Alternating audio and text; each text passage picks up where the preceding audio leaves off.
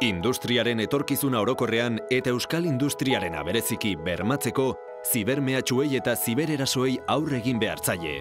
Euskadik erreferente izan nahi du Europan informazio eta komunikazio teknologia berrien esparruan azpiegitura kritikoen babes maila handitzeko. Zibersegurtasun Euskal Zentroa herri proiektu bat da, eta Industria 4.0-ren arloan, alde batetik, Euskal Industrial garapenaren barruan, eragile teknologikoen rola sendotzea helburua du. Eta bestetik, Euskal Industriari lehiakortasun handiagoa ematea merkatu globaletan. Euskal gizartean zibersegurtasunaren kultura sortzeko baliabideak abian jarri dira.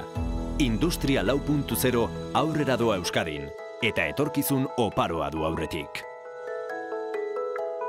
Eusko Jaurlaritza, Euskadi, auzolana.